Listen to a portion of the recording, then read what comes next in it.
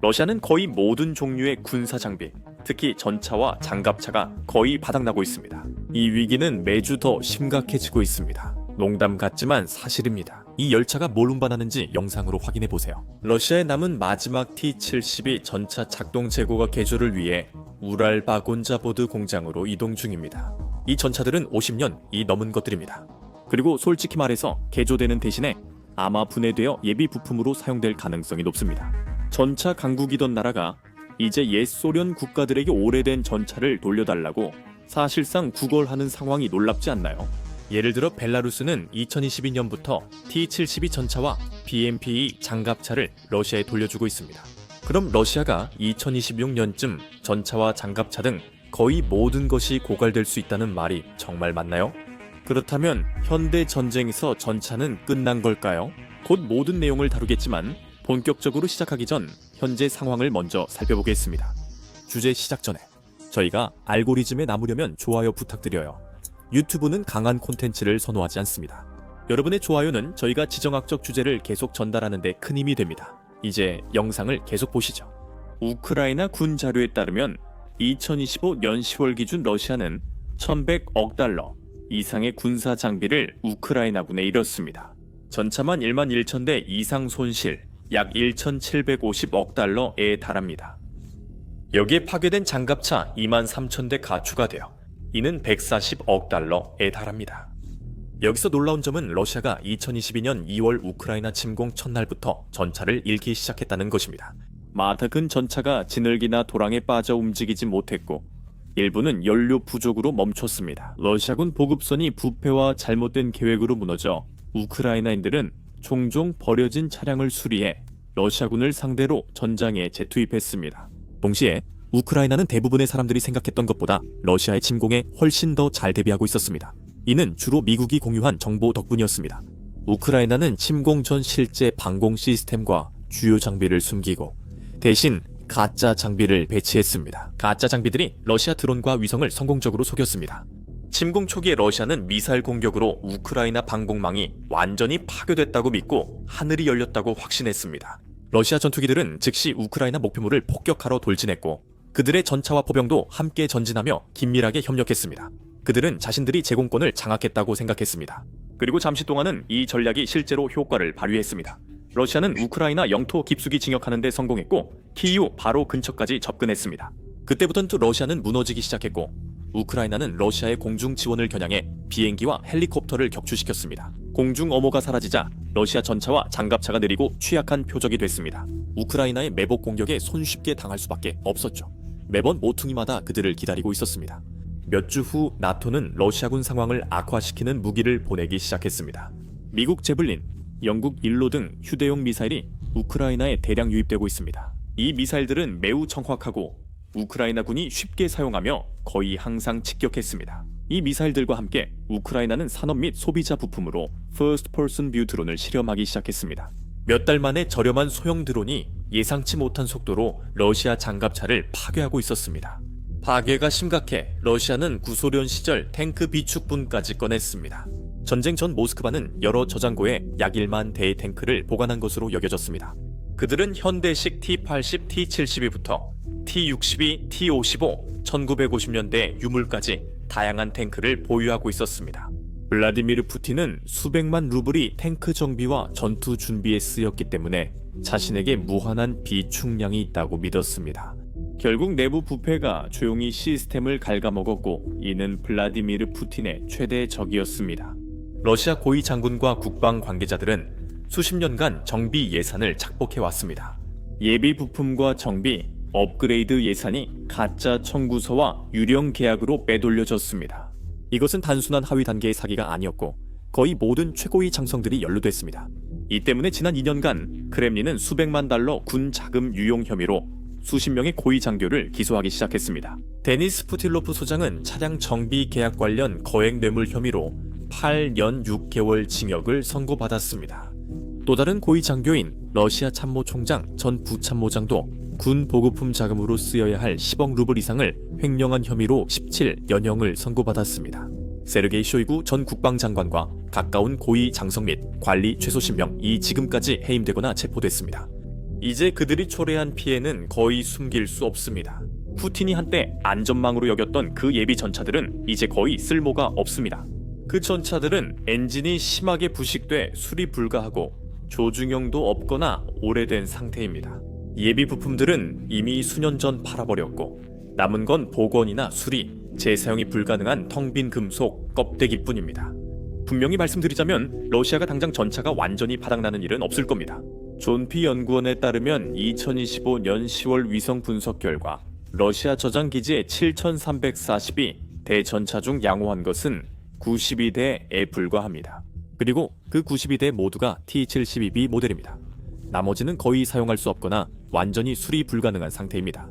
상태가 불량하다고 분류된 1606대의 전차 중 대부분은 T-64 초기형 T-72, 우랄 버전, 그리고 T-80과 같은 구형 모델입니다. 그 전차들은 오랫동안 정비 없이 창고에 방치됐습니다. 이외에도 추가로 844대의 전차는 더 심각하거나 수리 불가능한 상태로 간주되고 있습니다. 나머지 전차들은 사실상 녹이 슬었거나 중요한 부품이 빠진 빈 껍데기에 불과하며 대부분 체계적인 부패로 인해 부품이 떼어내져 팔려나갔을 가능성이 높습니다. 전차 절반이 파괴되고 나머지는 녹슬어 푸틴의 장갑 전력 선택지가 점점 줄어들고 있습니다. 네, 러시아는 공식적으로 아직 몇천 대의 전차를 보유하고 있습니다. 하지만 이 전차들은 대대적인 정비가 필요해 몇 달, 길게는 1년 이상 걸릴 수 있는 느리고 비용이 많이 드는 과정입니다. 수십 년 동안 혹독한 날씨에 방치된 결과 전체는 구멍이 생기고 녹슬었으며 엔진이 부식되고 중요한 실이 말라버렸습니다. 그리고 러시아는 제재로 인해 현대식 대체품을 현실적으로 구할 방법이 없습니다. 라디오와 조준 컴퓨터 등 기본 전자장비도 완전 현대화해야 합니다. 소련 시절 기술은 오늘날에 통하지 않기 때문입니다. 모든 수리 후에도 대전차 무기에 대응하려면 반응 장갑 타일을 꼭 설치해야 전차가 싸울 수 있습니다. 그렇다면 전차가 100년 넘게 지상전의 중심이었는데 이제 종말이 시작된 걸까요? 이것이 중요한 이유를 알기 위해 전차가 처음 등장한 제1차 세계대전 시기로 돌아가야 합니다. 그때 전쟁은 참호전에 갇힌 채 교착 상태였습니다. 양측 모두 너무 깊이 참호를 파고들어 있었기 때문에 불과 수백 미터를 전진하는 데에도 수천 명의 목숨이 희생되곤 했습니다. 병사들은 끝없는 철조망과 포격, 적 참호 접근, 전 대대 전체를 쓸어버리는 치명적 기관총 사격에 직면했습니다. 영국군은 1916년 전차를 처음 전장에 투입했습니다. 이 전차는 참호와 철조망을 돌파해 정체된 전쟁의 기동성을 제공했습니다. 처음엔 많은 사람들이 이 새로운 기계에 큰 기대를 안 했습니다. 전차는 시끄럽고 느리며 신뢰성도 낮았습니다. 이 전차들 대부분은 걷는 병사보다 겨우 빠를 정도였지만 영국 장교 존 프레드릭 찰스 플러와 같은 몇몇 선견 지명이 있는 군사 전문가들은 혁명적인 무언가를 보았습니다. 플러는 전차가 적게 배치돼도 지능적으로 활용하면 적 방어선을 돌파하고 참호 뒤까지 혼란을 줄 수 있다고 믿었습니다. 제1차 세계대전 후 전차를 발전시킨 나라는 영국이나 프랑스가 아니라 독일이었습니다. 아이러니하게도 독일은 베르사유 조약으로 전차 보유가 명확히 금지됐습니다. 독일 군사 사상가들은 전차를 포기하지 않고 제1차 세계대전의 장기 교착 원인을 깊이 연구했습니다. 그들은 군대가 인력이나 용기 부족 때문이 아니라고 결론지었습니다. 그들이 부족했던 건 속도, 기동성, 압도적 화력이었습니다. 20세기 초 새로운 기술적 돌파구가 그것을 제공했습니다. 독일은 더 강력하고 빠른 차량을 위해 내연기관을 사용하기 시작했습니다.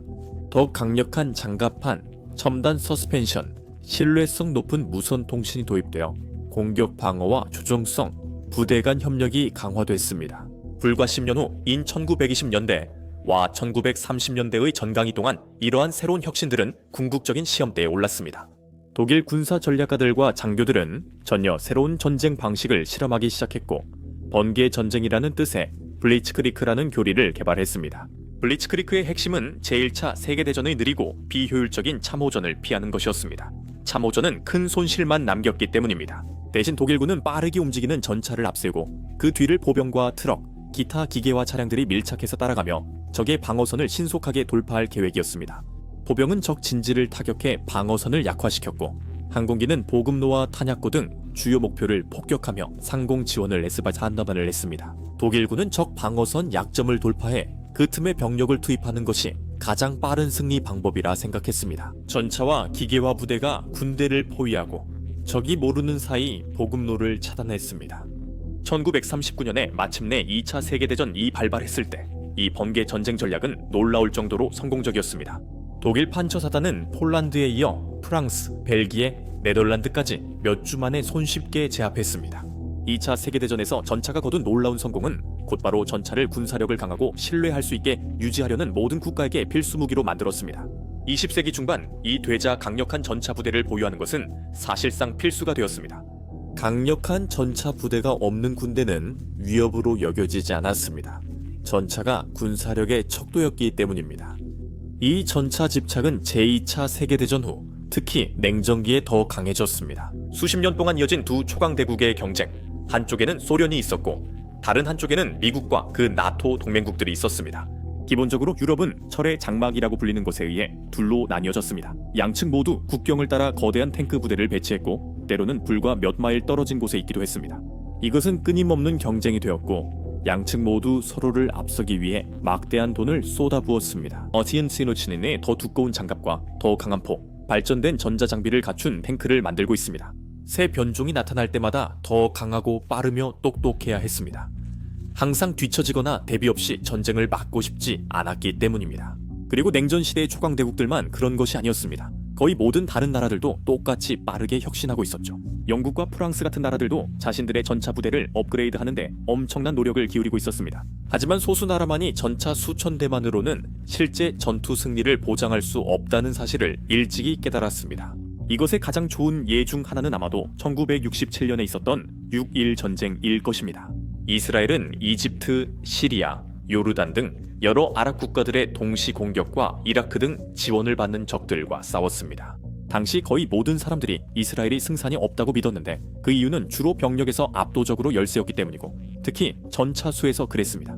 이스라엘은 약 800대의 전차를 보유하고 있었던 반면 아랍 국가들은 합쳐서 2,500대가 넘는 전차를 가지고 있었고 그중 상당수가 최신형 소련제 T-54와 T-55였습니다. 그 전차들은 당시 최고의 전차 중 하나였습니다. 이처럼 불리한 상황에서 거의 모든 사람들이 이스라엘이 질 것이라고 예상했습니다. 하지만 그 다음에 일어난 일은 전 세계를 놀라게 했습니다. 이스라엘은 전차 승무원 훈련에 많은 노력을 들여 각 승무원이 압박 속에서 해야 할 일을 정확히 알게 했습니다. 이스라엘 전차 지휘관들은 독립적으로 사고하며 전장에서 빠르게 적응하는 법을 익혔습니다. 상관의 엄격한 명령만 따르는 것이 아니라 이러한 유연성이 그들의 가장 강력한 장점 중 하나가 되었습니다. 시나이 사막에서 이집트와의 유명한 전투가 있었습니다. 이집트군은 요새화된 방어 진지와 수백 대의 현대식 전차를 매복시켰습니다. 하지만 이스라엘군은 이집트군의 방어선에 정면으로 돌진하지 않았습니다.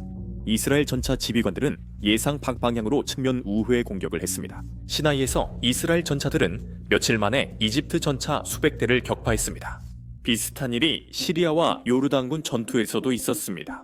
예를 들어 북부 전선에서 시리아 전차가 전략적으로 중요한 골란 고원의 고지대를 점령해 이스라엘군이 탈환하기 거의 불가능해 보였습니다. 이스라엘 전차 부대는 속도와 기습, 대담한 전술로 예상치 못한 길로 언덕을 올라가 시리아 부대를 기습했습니다. 이틀 만에 시리아군은 수백 대 전차를 잃었고 이스라엘은 전략적 골란 고원을 지켰습니다. 6.1 전쟁이 끝날 무렵 이스라엘은 아랍 전차 1000여 대를 파괴하고 자국 전차는 150대 미만만 잃었습니다. 그들이 3대 1의 수적 열세였음에도 불구하고요. 이 전쟁은 전차의 수가 아무리 많아도 항상 충분하지는 않다는 것을 보여준 첫 번째 주요 증거가 되었습니다. 더 중요한 건 전차 운용 방식이었습니다. 이 교훈에도 불구하고 소련과 나토 등 강대국들은 여전히 수적 우위에 집착했습니다. 1980년대 소련은 5만 대 전차를 보유했고 나토도 이에 맞섰습니다. 양측 모두 이러한 전차들을 지속적으로 업그레이드하는 데 수천억 달러를 쏟아부었습니다. 양측은 더 크고 강력하며 정교한 전차를 만들어 각 변형이 이전 모델을 능가하려 했습니다. 그래서 러시아는 지금도 수천 대 노후 전차를 보유하고 있습니다. 하지만 동시에 전차가 더 크고 더 강력해지고 더 비싸지는 동안 대전차 무기 역시 그만큼 빠르게 발전하고 있었습니다. 제2차 세계대전 보병들은 바주카, 판처파우스트로 가까운 거리에서 전차를 기습했습니다. 이 무기들은 분명히 위험한 무기였습니다. 사용하려면 강철 같은 담력이 필요했는데 병사들이 적전차에 위험할 정도로 가까이 접근해야 했기 때문입니다. 진정한 전환점은 1973년 욤키푸르 전쟁 때였습니다. 몇 년 전만 해도 막기 힘들었던 이스라엘 전차 부대가 이제 큰 피해를 입기 시작했습니다. 소련제 대전차 3사거르 미사일을 가진 이집트와 시리아 보병이 3km 거리에서 이스라엘 전차를 파괴했습니다. 사상 처음으로 보병들이 전차에 가까이 달려가 목숨을 걸 필요가 없어졌습니다.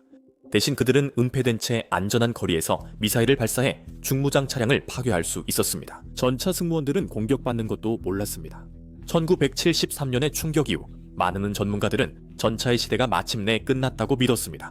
결국 몇천 달러밖에 하지 않는 저렴한 미사일로도 쉽게 파괴될 수 있다면 왜 어떤 나라가 수백만 달러를 들여 전차 한 대를 만들겠습니까? 당시에는 일부 사람들이 이것이 정말로 전차의 끝일지도 모른다고 생각했습니다. 하지만 지금 우리가 알다시피 전차는 끝나지 않았고 오히려 전혀 그렇지 않았습니다. 전차는 다시 적응했고 군대는 첨단 미사일 위협에 대응할 방어책을 빠르게 찾기 시작했습니다. 가장 큰 돌파구 중 하나는 서방, 특히 영국에서 등장한 초브햄 장갑이었습니다. 이전 전차의 단순한 강철 장갑과 달리 초브햄 장갑은 세라믹, 강철, 플라스틱, 그리고 기타 특수 소재의 여러 겹으로 만들어졌습니다. 초브햄 장갑의 역할은 현대 대전차 미사일의 파괴적인 폭발을 흡수하고 튕겨내며 그 위력을 줄이는 것이었습니다. 이러한 기술적 도약이 대전차 미사일이 쓸모 없어졌다는 뜻은 아니었습니다. 이제 전차들은 전투에서 더 오래 버티고 파괴될 공격도 견디며 방역할 수 있게 됐습니다. 냉전 경쟁의 반대편에 있던 소련 역시 점점 더 치명적으로 변하는 미사일 위협으로부터 전차를 보호할 방법이 필요하다는 것을 알고 있었습니다. 하지만 서방처럼 값비싼 복합 장갑을 개발하는 대신 소련은 폭발 반응 장갑, 즉 ERA라고 불리는 더 단순하지만 놀라울 정도로 효과적인 아이디어를 생각해냈습니다. ERA는 폭약이든 작은 직사각형 벽돌을 전차 외부에 붙인 것입니다. 이 아이디어는 미사일이나 로켓이 전차에 명중하면 폭발성 벽돌이 즉시 바깥으로 터져 날아오는 미사일의 탄두를 방해하거나 파괴한다는 것이었습니다. 전차의 장갑을 관통하기 전에 말이죠. 하지만 이런 개선 이후에도 전차 손실은 여전히 너무 많았습니다. 군사 계획가들은 기술만으로는 부족하며 전술도 변화해야 한다는 것을 빨리 깨달았습니다. 전차만으로는 은폐된 대전차 미사일 보병팀을 발견하고 교전하는 데 효과적이지 않았습니다. 이 문제를 해결하기 위해 군대는 제병협동 전술이라고 알려진 방식을 개발했습니다. 이는 기본적으로 전차가 다시는 단독으로 싸우지 않는다는 의미였습니다. 전차는 보병, 포병, 항공기와 함께 이동하며 서로 약점을 보완하게 됐습니다. 보병 부대는 전차가 발견 못하는 건물, 나무, 참호 등의 숨은 적 미사일 팀을 찾아낼 수 있어 필수적이었습니다. 항공 지원은 전방을 정찰하고 적의 위치를 발견하며 전차만으로는 위험하거나 숨겨진 표적을 파괴하는 데 도움을 주었습니다. 보병 부대는 적 미사일 팀이 숨어 있을 것으로 의심되는 지역을 신속히 사격할 수 있어 매우 중요했습니다. 적들이 무기 쓸 틈도 없이 말이죠. 1973년 전쟁에서 중전차 손실 후 이스라엘과 미국군은 포병 포함 전투 계획을 세웠습니다. 적 미사일 팀이 숨어 있을 가능성이 높은 지점을 미리 선정했습니다. 적 보병팀이 모습을 드러내어 발사하려는 순간 포탄이 즉시 그 위치에 쏟아져 내리면서 그들이 엄폐하도록 만들고 정확한 미사일 공격을 하지 못하게 했습니다. 그런 식의 협동 덕분에 전차는 전장에서 훨씬 더 생존력과 효율성이 높아졌습니다. 바로 이런 이유로 1980년대와 1990년대에 이르러 전차는 다시금 그 위상을 상당 부분 되찾게 되었습니다. 1982년 레바논 전쟁과 1991년 걸프 전쟁 등은 현대 전차가 합동 무기 전술과 잘 운용되면 전장을 쉽게 지배할 수 있음을 보여주었습니다. 걸프 전쟁 때 미국 에밀 에이브람스 전차와 동맹국들은 1970년대 소련제 구식 이라크 전차 수백 대와 맞섰습니다. 미국이 주도한 연합군은 우수한 기술, 장갑, 첨단 사격 통제, 신중한 전술로 전차 손실 없이 수백 대 적전차를 파괴했습니다. 이제 21세기에 들어서면서 전차들은 완전히 새로운 유형의 위협에 직면하고 있습니다. 작고 민첩한 드론과 초고도 첨단 스마트 무기들입니다. 현재 진행 중인 우크라이나 전쟁은 현대 기술이 얼마나 쉽게 가장 첨단이고 정교한 전차들조차 파괴할 수 있는지를 보여주는 대표적인 사례입니다. 가장 좋은 예 중 하나는 미국산 제블린 미사일로 이 무기는 러시아의 장갑체, 특히 치명적인 위력을 발휘했습니다. 제블린 미사일은 독특한 상부 공격 방식 때문에 특히 치명적입니다.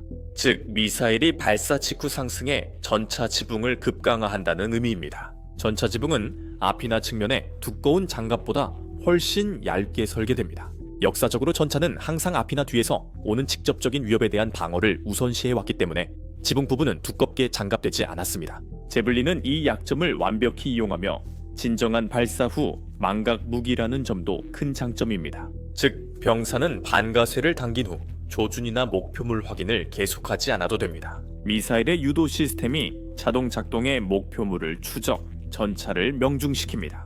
발사와 동시에 조종수는 즉시 안전한 위치로 이동할 수 있습니다. 이로 인해 전차 승무원들은 공격 위치 파악과 대응, 위협 무력화가 매우 어려워집니다. 우크라이나는 스마트 미사일 외에도 저렴하지만 더 파괴적일 수 있는 드론도 배치했습니다. 이 작고 저렴한 무인 항공기들은 러시아의 전차, 장갑차, 포병 진지, 심지어 헬리콥터까지 큰 피해를 입혔습니다. 미국 등은 수십 년간 프레데터, 리퍼 같은 대형 고가 드론에 의존해 왔습니다. 이 드론들 각각은 수천만 달러의 비용이 들고 운용을 위해 복잡한 물류와 특수 인프라가 필요합니다. 물론 이 드론들은 제대로 된 방어 체계가 없는 반군 집단을 상대할 때는 아주 잘 작동했습니다. 군사 전문가들은 이 드론이 러시아나 중국 등 선진 적국에도 효과적인지 의문을 제기해 왔습니다. 그리고 우크라이나가 이를 증명했습니다. 이처럼 비싼 드론을 장기적 치열한 전쟁에 쓰는 건 비현실적입니다. 특히 군사 예산과 무기고가 막대한 나라와의 전쟁에서는 더 그렇습니다. 우크라이나는 저렴한 소형 상업용 드론을 계속 사용하고 있습니다. 이 드론들은 교체가 쉽고 러시아 방공망에 잘 탐지되지 않으며 탱크 약점을 정확히 타격할 만큼 정밀했습니다. 실제로 러시아가 우크라이나를 침공하기 불과 2년 전 2020년 아제르바이잔과 아르메니아 사이의 나고르노 카라바흐 전쟁은 드론이 얼마나 효과적일 수 있는지 보여주었습니다. 아제르바이잔은 터키산 바이락타르 TEP 이 드론으로 아르메니아 탱크 약 120대와 수십 대의 장갑차를 파괴했습니다. 침공 당시 우크라이나는 TB-2 드론 12대뿐이었습니다. 하지만 제한된 수량에도 우크라이나는 곧 러시아의 고가치 장비를 타격했습니다. 우크라이나는 곧 바이락타르만 의존할 수 없음을 깨닫고 더 저렴하고 빠른 생산이 가능한 것이 필요하다고 인식했습니다. 그때 소형 취미용 드론과 농업용 드론까지 전장에 투입됐습니다. 군인들은 드론에 로켓 추진 유탄 탄두나 IED를 장착해 목표로 바로 보냈습니다. 드론이 목표물을 파괴하지 못하면 완전히 무력화나 폭파될 때까지 여러 대를 추가로 보냈습니다. 전쟁이 시작된 지 한 달 만에 가장 초기 사례 중 하나가 등장했습니다. 2022년 3월 40마일에 이르는 대규모 러시아 장갑차 행렬이 키예프로 향했습니다. 소규모 우크라이나 드론팀이 개조한 상업용 드론으로 1.5kg 폭탄을 투하하며 밤마다 매복 공격을 벌였습니다. 처음엔 맨 앞 차량 두세 대만 파괴했지만 그것만으로도 충분했습니다. 나머지 차량 행렬은 갇혀 우크라이나가 체계적으로 최대한 많은 차량을 파괴했습니다. 2022년 중반까지 우크라이나인들은 DJI 매빅과 같은 상업용 드론 6,000대 이상을 크라우드 소싱으로 모았습니다. 드론 효과를 확인한 뒤 우크라이나는 미국 스위치 블레이드, 폴란드 워메이트 등 특수 지원과 추가 지원을 받기 시작했습니다. 제블린 미사일, 우크라이나 조종사들은 작동 방식을 연구해 드론을 유사하게 활용하기 시작했습니다. 그들은 탱크 정면 대신 포탑 상부, 엔진덱 등 얇은 장갑의 약한 지점을 공격하기 시작했습니다. 이 부위에서 작은 폭발로도 연료나 탄약에 불이 붙으면 치명적 피해가 발생할 수 있습니다. 제블린이 부족해 우크라이나는 First Person View 자폭 드론과 수제 폭발물 생산에 주력했습니다. 이들은 더 저렴하고 대량 투입이 가능했습니다. 전술적으로 우크라이나 드론팀들은 보통 소규모 그룹으로 함께 작업했습니다. 더 큰 정찰 드론이 전장 상공에서 숨은 탱크와 장갑차를 탐지했습니다. 목표물이 발견되면 여러 First Person View 자폭 드론이 발사되었습니다. 현대 러시아 T-72, T-90 전차는 대당 300만, 500만 달러입니다. 자벨린 미사일로 전차 한 대 파괴 비용은 약 8만 달러입니다. 하지만 이런 Do-it-yourself 드론을 사용하면 많아야 몇천 달러만 쓰게 됩니다. 이것은 우크라이나의 큰 이점입니다. 드론을 여러 대 잃어도 여전히 유리한 위치에 있습니다. 2025 연초까지 오릭스, 어산과 같은 독립 분석가들은 2만 1000개 이상의 러시아 군사 장비가 파괴되거나 손상되었거나 포획된 것을 시각적으로 확인했습니다. 여기에는 사진 증거를 통해 확인된 4000대 이상의 전차도 포함됩니다. 하지만 오릭스는 이미지나 영상으로 확인 가능한 손실만 집계하므로 실제 숫자는 더 많을 수 있습니다. 일부 전문가는 러시아 전차 손실이 1만 1000대에 달할 수 있다고 합니다. 또한 2만 3000대의 장갑차와 3만 문의 포병 시스템도 있습니다. 2022년 침공이 시작된 이후 수백 대의 항공기와 헬리콥터, 심지어 몇 척의 해군 함정과 잠수함도 손실되었습니다. 하지만 이제 러시아조차도 적응하기 시작했습니다. 그들은 장갑체 금속 우리, 파이프, 철제 프레임을 달기 시작했습니다. 멍청하게 들릴 수도 있다는 건 알지만 믿어주세요. 이런 방법에는 단점도 많습니다. 하지만 놀랍게도 이런 해결책들이 매우 효과적이었습니다. 우크라이나 드론 공격에 효과적입니다. 일부 러시아 전차는 드론 공격을 여러 번 견뎌내며 승무원을 목표까지 안전하게 이송했습니다. 이것은 우크라이나의 큰 문제가 됐습니다. 그래서 그들은 다시 한번 적응하여 이제는 대전차 지뢰를 더 똑똑하게 배치하고 있습니다. 지뢰를 아무데나 흩뿌리는 대신에 말이죠. 우크라이나 드론팀은 지뢰를 드론에 직접 부착한 다음 움직이는 러시아 탱크의 경로에 정확하게 떨어뜨립니다. 이 전략이 성공하면 탱크는 움직일 수 없어 드론 공격에 쉬운 표적이 됩니다. 드론은 급조 폭발물, 즉석 폭발 장치를 탑재하고 있습니다. 그렇다면 현대전에서 탱크와 중장갑 차량이 끝났다는 뜻인가요? 오늘날 전장에서 여전히 의미 있는 역할을 할 수 있을까요? 우크라이나 사례는 그렇지 않다고 합니다. 앞서 말씀드렸듯이 탱크는 결코 단독으로 싸우도록 만들어지거나 설계된 것이 아닙니다. 강력한 공중 지원, 보병, 포병, 공병과 적절히 배치되면 탱크는 매우 효과적일 수 있습니다. 우크라이나는 처음부터 합동 무기 운용을 해왔고 드론과 현대 대전차 무기에도 탱크가 여전히 큰 변화를 만든다는 것을 증명합니다. 러시아 탱크는 종종 지원 없이 전장에 투입됐습니다.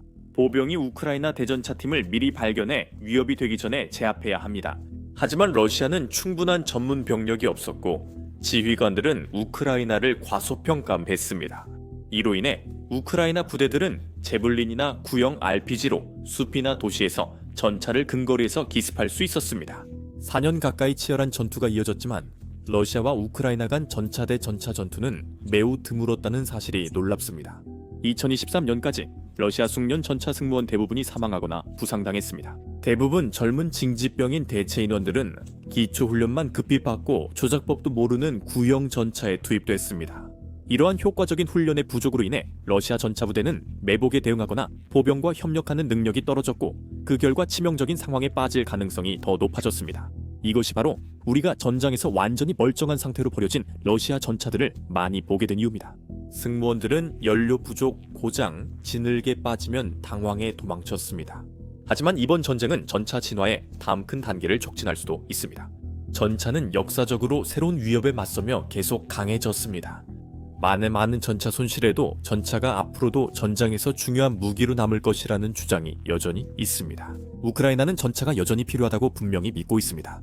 우크라이나가 독일 레오파르트 2, 영국 챌린저, 이 미국 에밀 에이브럼스 등 서방 전차를 얻으려 열심히 로비하는 이유가 뭘까요? 우크라이나 지휘관들은 전차를 2차 세계대전 이후처럼 중요하게 여깁니다.